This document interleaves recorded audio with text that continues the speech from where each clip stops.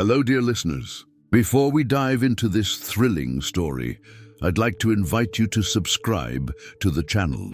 Each subscription motivates us to keep bringing you stories like the one you're about to hear. A journey of resilience that begins with a dream come true and an unexpected invasion. The late afternoon sun cast a shimmering reflection on the white marble of the central island, spreading a golden glow throughout the kitchen. Rachel Monroe, 37 years old, lightly ran her fingers across the cold, smooth surface, feeling each natural vein of the stone as if it were a tactile work of art. And indeed, that's exactly what it was. A masterpiece meticulously crafted by her own hands, 40,000 reais. This was the amount that represented not just a financial investment, but years of planning, disciplined saving, and above all, the realization of her personal sanctuary. Every custom oak cabinet, every brushed bronze doorknob, every state-of-the-art appliance had been chosen with intention. This kitchen was more than just a room. It was her living portfolio, a testament to her skills as a designer, and also the refuge where she finally felt completely secure. Rachel took a deep breath, filling her lungs with the scent of fresh wood and paint. She sat on the high stool at the counter and opened her laptop. The photographs of her new kitchen were set to be published on her professional website tomorrow, the final step in solidifying this project that meant so much more than just a home renovation. The shrill ring of the phone shattered the silence of the house. Rachel hesitated, glancing at the caller ID.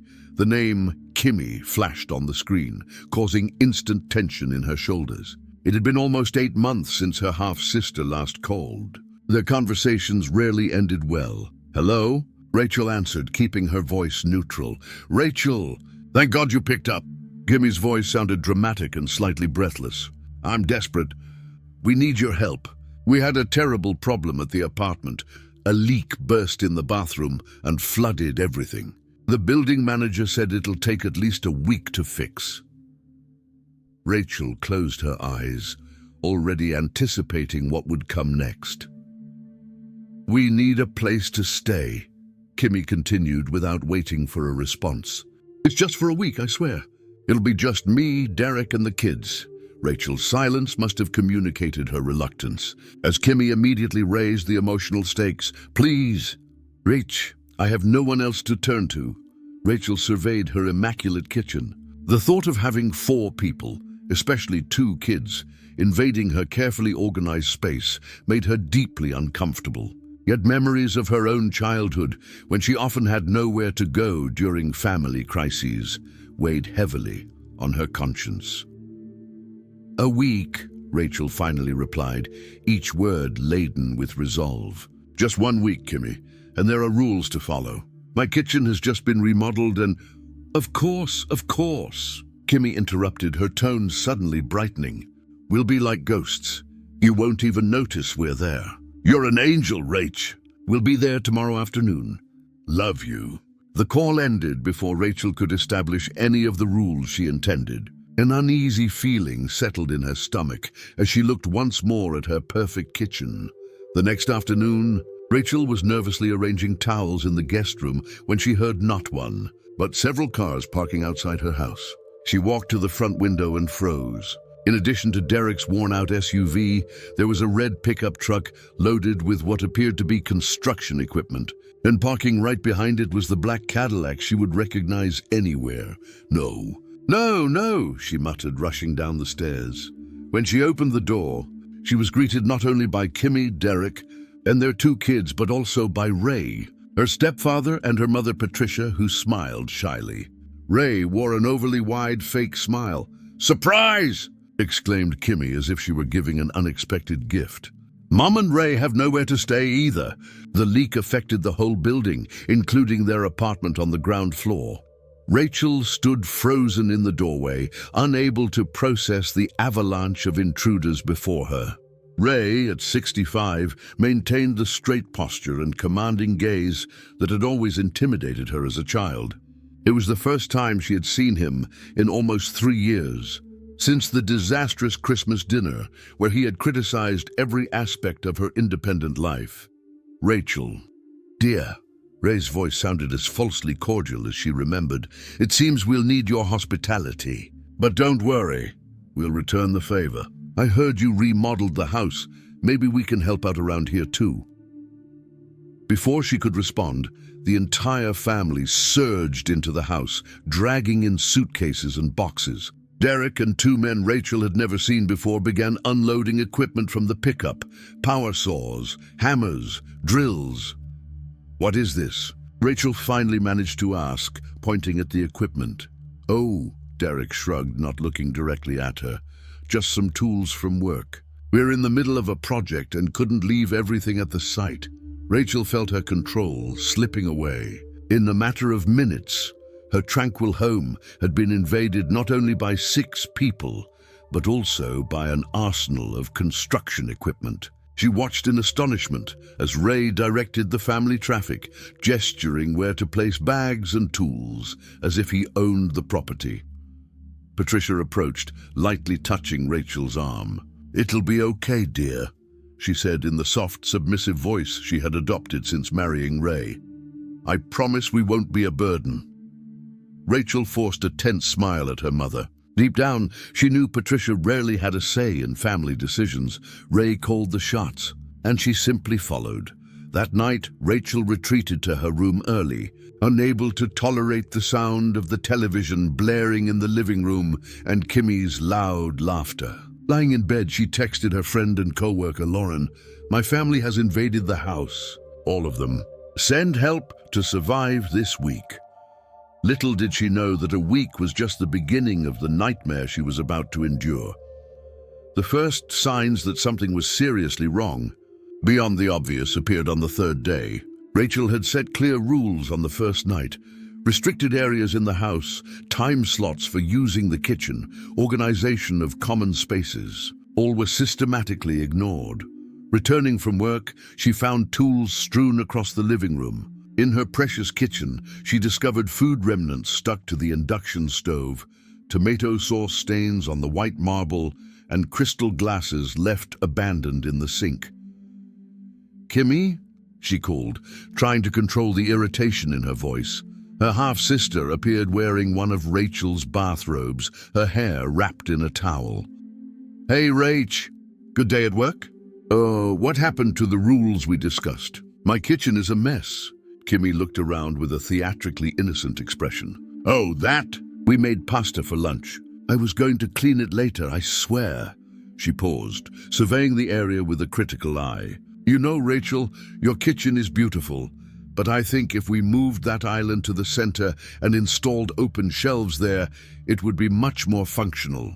Derek has a lot of experience in construction. He could—" "No," Rachel firmly interrupted. "My kitchen stays exactly as it is. I designed every inch of it with purpose. No modifications." Kimmy's smile flickered for a moment, revealing a harsher expression before she regained her composure. Sure. It's your house, after all." She let out a light laugh. "But think about it. Open shelves are super trendy right now." That night, during dinner, Rachel noticed glances exchanged between Ray and Kimmy. It was a familiar pattern from her childhood, the silent communication that always preceded some plan where she would be excluded or manipulated. The next morning, a Saturday, Rachel woke up to the sound of unfamiliar male voices coming from downstairs. She descended the stairs, still in her pajamas, to find 3 uniformed men measuring her living room. Derek was with them, showing them the walls and gesturing animatedly. "What's going on here?" Rachel asked, crossing her arms. "Good morning, sleepyhead." Ray emerged from the kitchen holding a coffee mug. "We're just taking some measurements. I thought, since we're occupying your space, we could return the favor with some improvements." "Improvements?" Rachel repeated incredulously. "My house doesn't need improvements, Ray. I just finished a complete renovation." Ray smiled. The condescending grin she knew all too well, the same one he wore when she, as a teenager, expressed an opinion he deemed naive. "Rachel, dear, you did a good job for an amateur, but let the professionals put on the finishing touches. I have contacts in urban planning for 30 years. I know what adds value to a property." Before she could respond, the phone rang. It was an important client with an emergency on a project.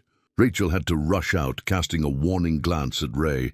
"Don't change anything while I'm gone." "Are we clear?" Ray merely nodded, already turning his attention back to the men with clipboards. When she returned hours later, she found torn wallpaper in the entryway and hallway. Where her elegant grey-textured wallpaper had been, there was now a partially painted terracotta wall that she absolutely loathed. "What have you done?" she shouted, dropping her bag on the floor. Kimmy appeared excited. "Surprise! We thought you needed more color in here. So grey and lifeless. This is much cozier." Rachel felt her blood boil. "You had no right. This is my house." "We're just trying to help," Kimmy retorted, her tone wavering between defensive and offended. "You should be grateful. These paints are expensive, you know." I didn't ask for this." "I don't want it." Rachel took a deep breath, trying to calm down. "How much longer do you plan to stay? Shouldn't your apartment be fixed by now?" An awkward silence hung in the air. It was Patricia who finally spoke up, timidly emerging from the kitchen. "Dear, there have been some complications. It seems the insurance is contesting the coverage and, well, it might take a few more weeks." "Weeks?" Rachel's voice rose an octave. "At most a month," Ray added, coming down the stairs. "But don't worry, we'll turn this place into a real showcase by then. We already have big plans for your kitchen." A chill ran down Rachel's spine. "No! You're not touching my kitchen. It's my professional space, my living portfolio." Ray laughed, not a genuine laugh, but the kind she knew well, the one that said he had already decided, and nothing she said mattered. "We'll see," was all he replied. In the following week, the invasion only intensified. Rachel noticed her rooms were being used while she was out at work. She found unknown stains on her bedding. She noticed personal items out of place. The feeling of violation grew daily. One morning, upon opening her laptop to work, she discovered someone had used her computer. Project files were open, photos viewed. When she confronted Kimmy, she casually admitted, "I was just looking at your projects for inspiration.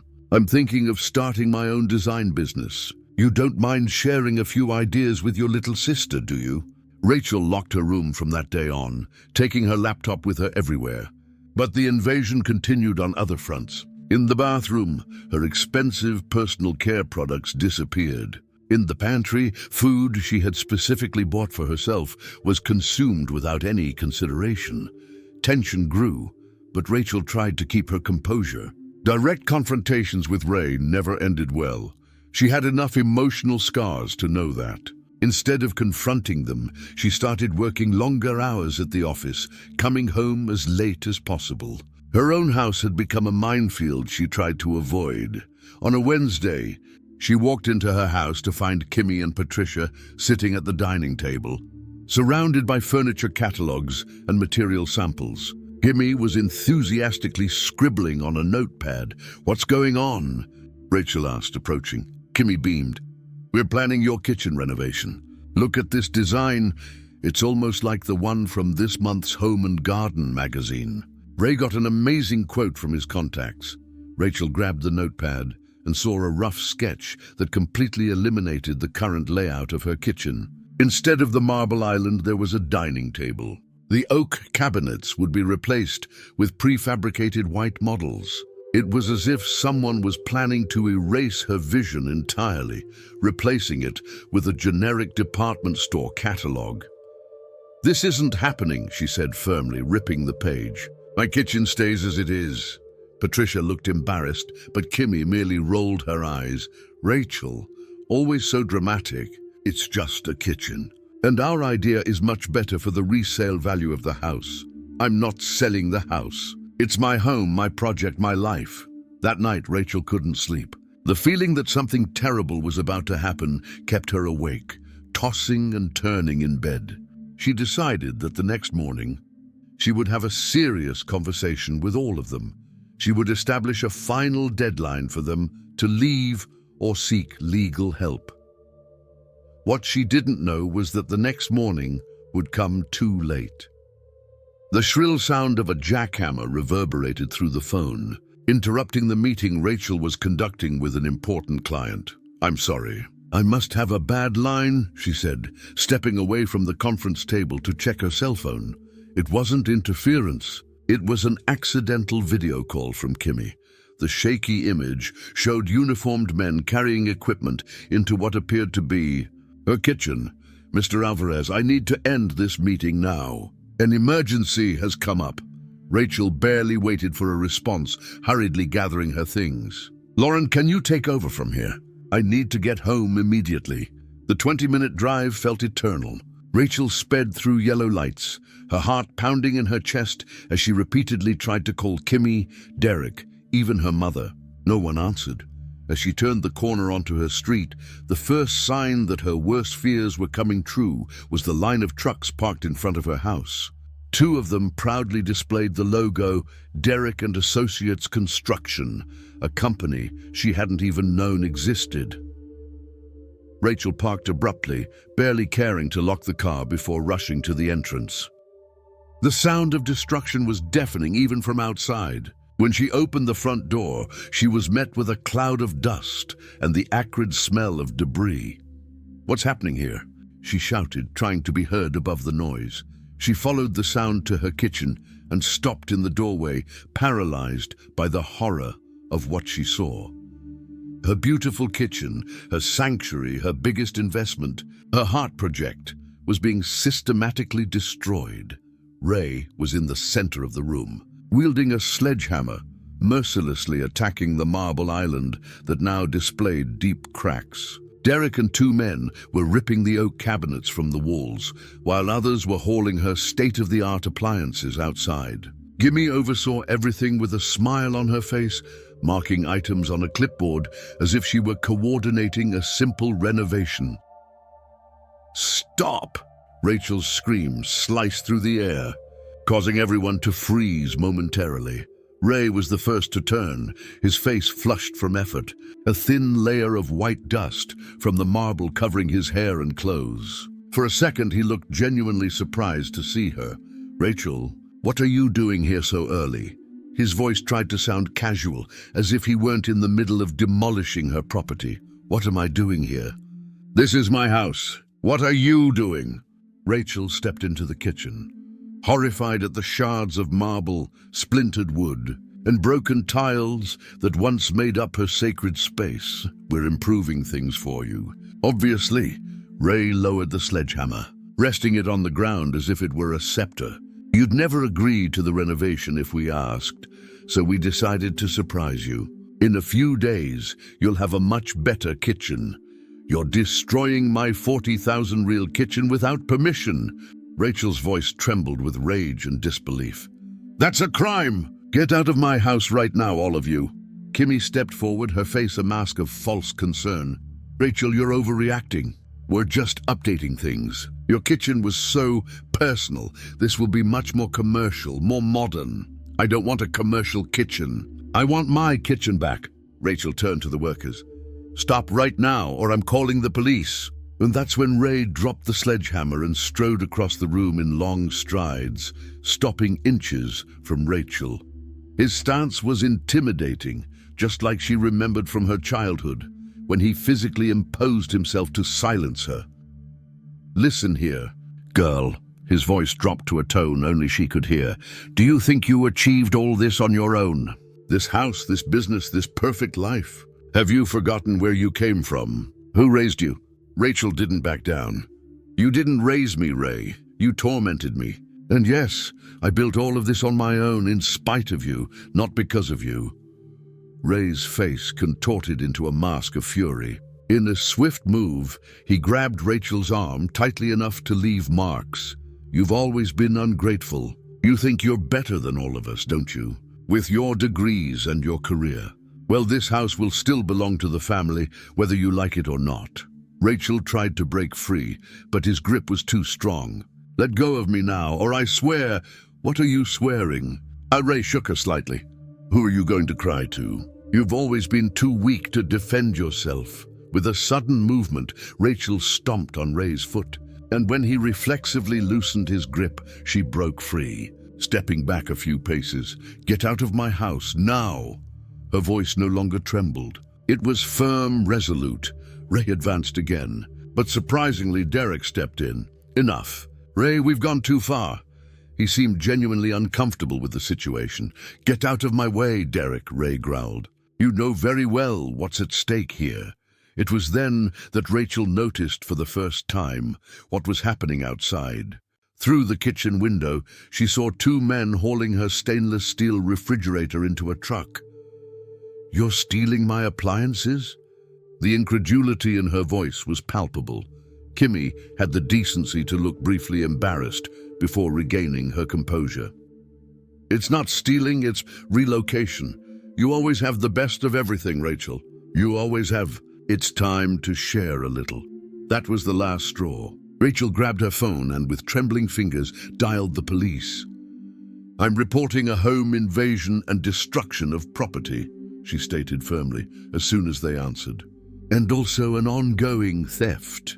Ray advanced, trying to grab the phone, but Rachel was quicker, dodging and running into the living room. He followed her, his face twisted with rage. You're not going to do this, he threatened. We're family. Families solve their problems internally. Family doesn't destroy each other's homes. Family doesn't steal. What you are is a gang of criminals. Rachel shot back, completing the information for the operator. Realizing the situation was spiraling out of control, Ray gestured to the workers. Grab what you can and let's get out of here now. The chaos that ensued was a frantic scramble as the men tried to load as many valuable items into the trucks as possible. Rachel remained in the living room, the phone firmly pressed against her ear, watching her family, the people who were supposed to love and protect her, looting her home like common thieves. Patricia lingered behind, standing in the hallway, her face a mask of shame and indecision. Rachel, sweetheart, she began, her voice almost a whisper. No, Mom, not this time. Rachel shook her head, her eyes burning with contained tears. You always chose him, always. Now I see it will never change. The sound of sirens in the distance made the activity outside grow even more frantic. Ray emerged in the living room doorway, his expression furious. You'll regret this, Rachel. No one turns their back on family and gets away with it. She held his gaze, years of fear finally giving way to unwavering determination. You are not my family. Never were. Ray hesitated for a moment, as if wanting to say something more, but the sirens were drawing closer. With one last contemptuous look, he bolted out the front door. Rachel stood in the middle of her devastated living room, watching through the window as the trucks sped away. Only when the last one disappeared around the corner did she allow the tears to finally fall. But they weren't tears of defeat. They were tears of resolve. Something had fundamentally changed within her at that moment. Where there once was a woman trying to avoid conflict at all costs, now stood a warrior ready to fight, and fight she would. The following days passed in a blur of frenetic activity and unwavering purpose. Rachel wasted no time wallowing in self-pity. While the police were still surveying her destroyed kitchen, collecting evidence, she was already setting her plan in motion. Her first stop after the police left was an urgent care center. The bruises on her arm were photographed, measured, and clinically documented. The doctor who attended to her, a middle-aged woman with kind yet determined eyes, asked no unnecessary questions, just meticulously documented each injury. "Are you going to file a complaint?" she finally asked as she finished the medical report. "I'm going to do much more than that," Rachel replied, her voice calm yet filled with resolve. The next day, a representative from her insurance company surveyed the devastation of her kitchen, whistling low while taking detailed notes. He nudged a broken piece of marble with the tip of his shoe. "I've never seen anything like this in 20 years of work, Ms. Monroe. This wasn't an accident or common vandalism. It was personal. It was a crime," Rachel corrected, "committed by people who were supposed to protect me." The man looked at her with a mix of sympathy and admiration. "Well, the good news is your policy covers criminal damage. The preliminary assessment of your kitchen is in the range of 90,000 REAs for a complete replacement. Considering the high-quality materials and custom design, Rachel nodded, absorbing the information with no visible emotion. The money was important, but secondary to what she was truly seeking, justice. Her next stop was the office of Amanda Chen, a lawyer specializing in civil and criminal law that Lauren had emphatically recommended. The waiting room was sleek yet unpretentious, just like the lawyer herself, who greeted Rachel with a firm handshake and an assessing look. "Lauren told me a bit about your situation," Amanda said, indicating a comfortable chair in front of her desk. "But I'd like to hear it directly from you, with all the details." For a full hour, Rachel methodically recounted the events, from the unexpected arrival of her family to the final destruction of her kitchen and the theft of her belongings. Amanda didn't interrupt, just took occasional notes. "I have photographic documentation of before and after," Rachel concluded, opening her tablet to show the shocking contrast. "I also have the police report, the medical report of the injuries Ray caused me, and I'm gathering estimates for the reconstruction." Amanda smiled, genuinely impressed. "Most clients come here in shock, with little to no documentation. You've already done half my job." "I grew up learning to prepare for the worst," Rachel replied simply. The lawyer nodded, understanding the layers behind that statement. "We'll proceed on several fronts. First, a protective order against Ray. The marks of physical aggression are more than sufficient. Second, criminal charges against all involved for home invasion, destruction of property, and theft. Third, a civil suit for recovery of material and moral damages. And how long will this take? The system is slow. I won't lie, but we have solid evidence." And Amanda paused significantly. "If you're willing, there's another avenue that could expedite some things." "What is it?" "Public exposure. I have contacts in the local press. A story like yours, a successful professional, a victim of familial and property violence, would generate significant interest." Rachel hesitated. Throughout her life, she had kept her family dysfunctions a secret, protecting not only herself from shame, but paradoxically also protecting her abusers. "Public exposure would mean everyone would know," she murmured, more to herself than to Amanda. "Yes," the lawyer confirmed, "but it would also mean they could no longer operate in the shadows. Abusive behavior thrives in silence, Rachel." After a few moments of reflection, Rachel squared her shoulders and nodded decisively. "Make the contact with the press. I have nothing left to hide."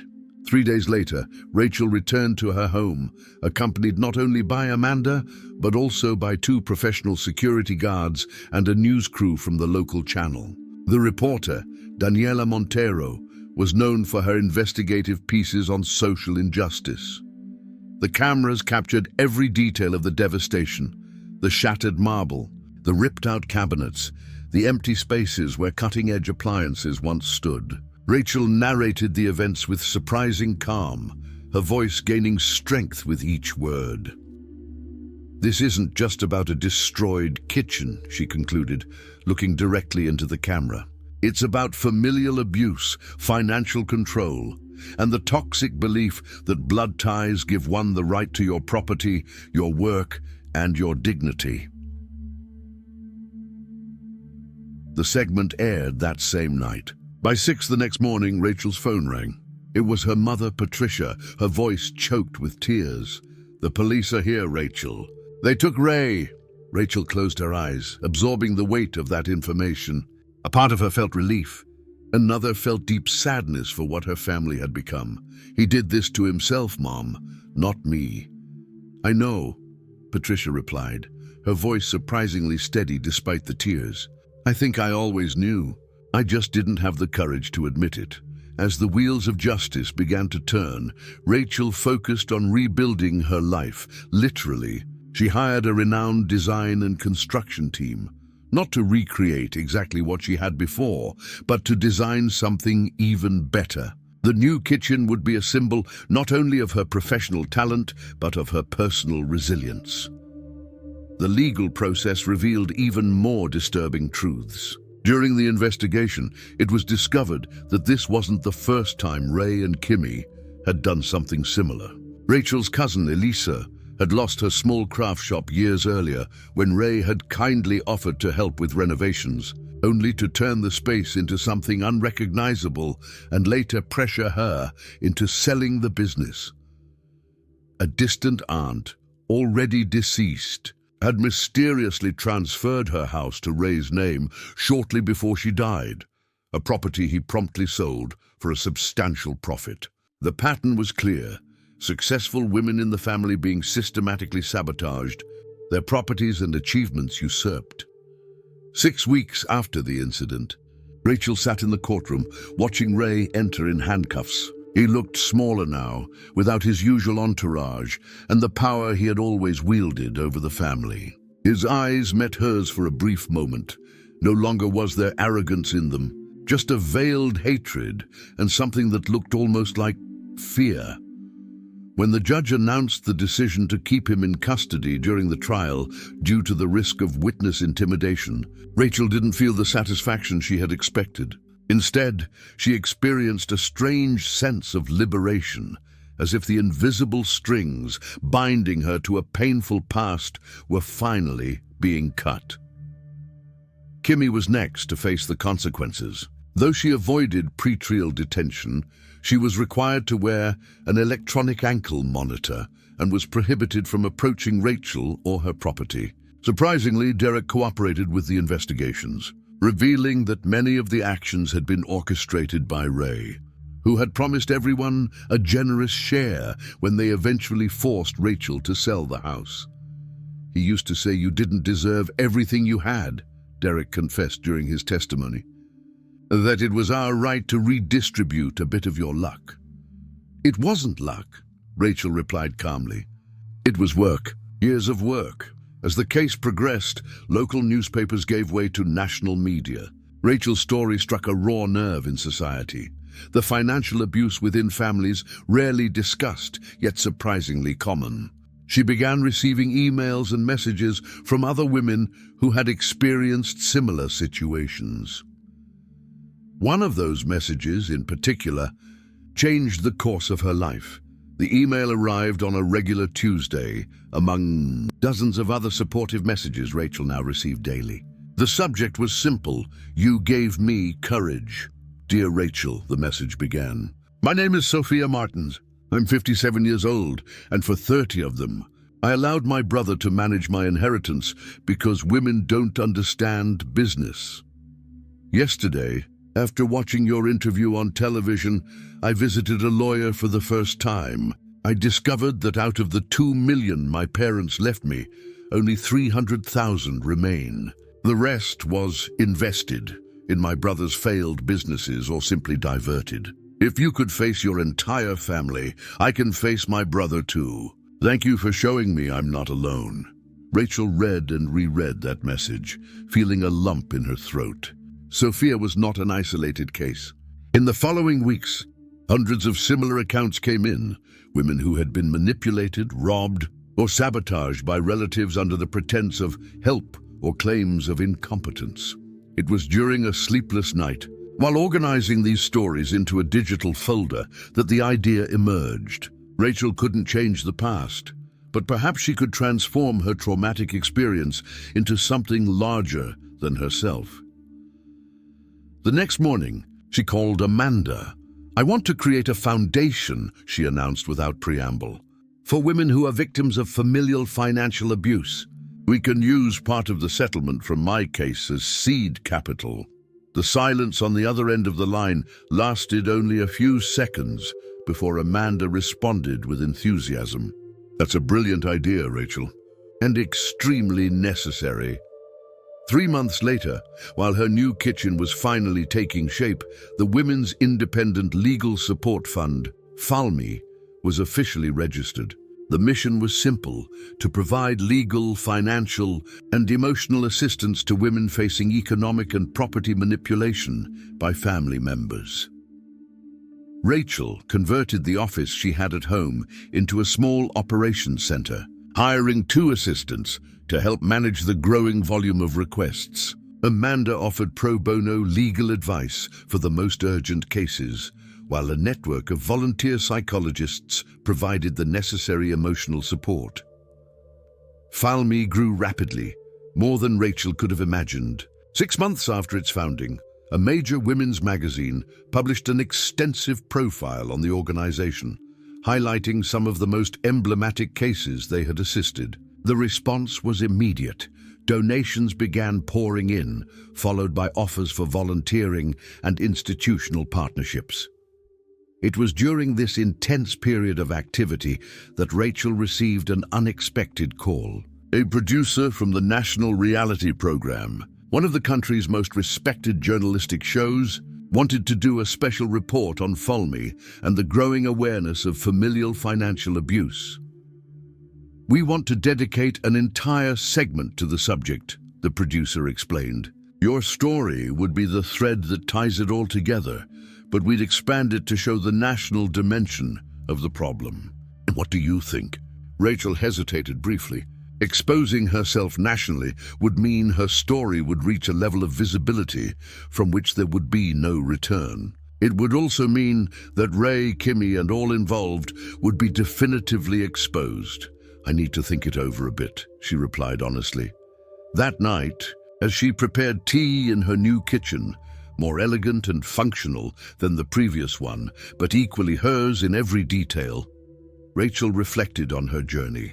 The pain of familial betrayal was still present, but it no longer dominated her thoughts. In its place had emerged something more powerful, a sense of purpose. The next morning, she called the producer. "I agreed to participate in the report with one condition," she stated firmly. "I want the piece to end with practical information on how to identify and combat familial financial abuse. Phone numbers, online resources, warning signs.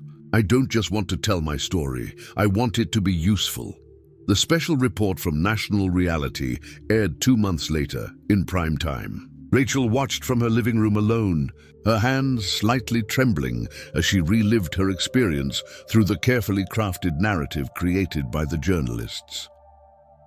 The cameras panned over her restored home, particularly emphasizing the new kitchen. The contrast between the images of destruction preserved in police photos and the beauty of the rebuilt space served as a powerful visual metaphor for her own recovery journey. "It's not just about a kitchen," Rachel said to the camera during the central interview. "It's about everyone's right to build their own safe space, without fear that those who should love them will come to destroy it out of jealousy or control." The phone began to ring. Minutes after the show ended, friends, colleagues, people who hadn't spoken to her in years, everyone was impressed by her courage and determination. But the call that surprised her the most came the next morning. "Rachel, it's Derek." Kimmy's ex-husband's voice sounded hesitant, almost ashamed. Rachel was momentarily speechless. "How did you get my number?" she finally asked. "Lauren gave it to me. She said you might want to hear what I have to say." There was a pause. "I watched the show yesterday. I wanted to apologize. I know it's not enough, but I need you to know I deeply regret my role in all of this." Rachel felt a complex mix of emotions: anger, distrust, but also genuine curiosity. "Why are you calling me now, Derek?" "I'm getting a divorce from Kimmy," he replied simply. "After everything that happened, after seeing how she and Ray manipulated everyone, I can't be a part of this anymore. And there's more." His voice lowered almost to a whisper. "I'm worried about the kids, the way Ray treats them, the things he teaches. I don't want my children to become like him." Rachel closed her eyes, absorbing the weight of those words. The kids, her nephews, were innocent in all this. "What do you want from me, Derek?" "Nothing. Absolutely nothing. I just wanted you to know that not all of us, that I don't," he sighed deeply. "Your foundation, it's important. If you ever need someone for renovations or repairs, no charge, I'm available. It's the least I can do." After he hung up, Rachel sat for a long time, contemplating the strange paths life takes. She wasn't ready to fully forgive Derek, but she recognized that people could change. She herself had changed profoundly. In the following weeks, an unexpected phenomenon began to occur. State legislators reached out to Falmi, interested in developing specific bills to combat familial financial abuse. A senator, particularly moved by Rachel's story, proposed the Monroe Law, legislation that would create special asset protection mechanisms for victims of familial abuse. The movement was growing, transcending Rachel's personal experience to become a national cause. And as this unfolded, occasional news came about those who had destroyed her kitchen. Ray had been sentenced to 5 years in prison for various crimes, including physical assault, destruction of property, and conspiracy to commit theft. Kimmy received a lighter sentence, 2 years with the possibility of parole after 8 months, in addition to the obligation to financially compensate the damages caused. Patricia, surprisingly, finally left Ray. With Falmi's discreet help, she found a small apartment and started therapy. The relationship between mother and daughter was still fragile, marked by decades of painful choices, but for the first time since Rachel's childhood, there was a tenuous possibility of genuine reconciliation. 15 years later, Rachel adjusted the microphone, clipped to the lapel of her elegant navy blazer, while the makeup artist made final touches to her face. At 52, she showcased the natural signs of maturity with the same confidence with which she led her life. No disguises, but with serene dignity. "We're live in 2 minutes. Ms. Monroe," the young production assistant informed her. She nodded, taking a deep breath to calm the slight nervousness that always preceded her public appearances. Even after all these years and countless interviews, she still felt that familiar flutter in her stomach. The grand conference room of the Continental Hotel was filled to capacity. 350 people, mostly women, but with a growing male presence, had gathered for the opening ceremony of the 15th International Conference on Women's Financial Autonomy and Prevention of Property Abuse. And we're live in 5, 4, 3. The director silently signaled the final countdown. The lights brightened, and the presenter, a renowned economic journalist, smiled at the camera. "Good evening, and welcome to the 15th edition of our annual conference. It is with great pleasure that we welcome today the woman whose personal journey inspired a global movement, the founder of Falmi and current director of the International Asset Protection Institute, Rachel Monroe." The applause was warm as Rachel walked to the center of the stage, her posture reflecting the confidence she had gained over years of struggle and transformation. "Thank you all for being here today," she began, her voice clear and strong. 15 years ago, when I found my kitchen destroyed and my life invaded, I could never have imagined I would be standing before people from 23 different countries, united by a common cause. The giant screen behind her displayed a photo of the destroyed kitchen, an image that, even after so many years, still tugged at her heart. Beside it was a recent photo of Falmi's headquarters, now an imposing 3-story building in the city center. What started as a personal tragedy has transformed into a mission that transcends borders and cultures. Over the past 15 years, Falmi has assisted more than 18,000 women in situations of familial financial abuse, helping to recover approximately 320 million reais in illegally usurped assets. Rachel paused, observing the attentive faces in the audience. Many of them she knew personally, survivors who, like her, had turned their pain into action. More important than the numbers, however, are the transformed lives. The Monroe Law, initially passed in our state, now exists in 16 states across the country and has served as a model for similar legislation in 7 countries. Familial financial abuse, once invisible and overlooked, is now recognized as a specific form of violence against women, with its own legal mechanisms for combating it.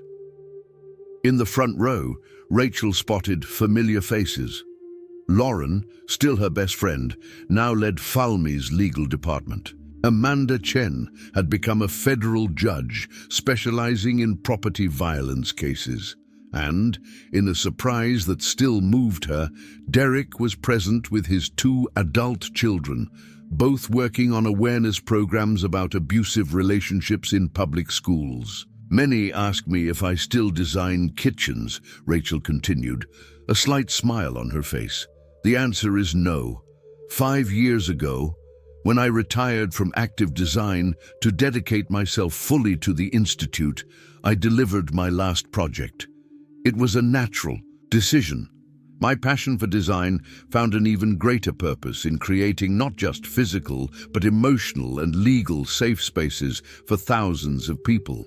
The screen then displayed images of the 12 shelters Falmi had established over the years, transitional spaces for women needing to leave abusive homes but lacking immediate resources or family support. Our mission has evolved significantly. Today, in addition to supporting victims, we actively work on prevention and education.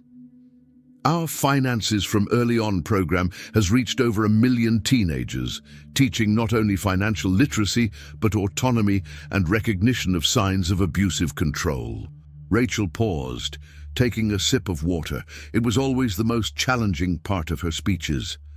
Many of you know that Ray passed away in prison 7 years ago. Kimmy served her sentence and, as far as I know, lives in another state, still grappling with her own demons. My mother, Patricia, who unfortunately couldn't be here today due to health issues, has managed to rebuild her life and now coordinates a support group for older women who have faced abuse. She took a deep breath before continuing. I share this not to reopen old wounds, but to illustrate how stories of familial financial abuse rarely have perfect endings or complete reconciliations. The healing journey is complex, individual, and often permanent. What we can do, what we must do, is transform our experiences into tools so that others don't have to go through the same. The silence in the room was profound, broken only by the occasional click of cameras.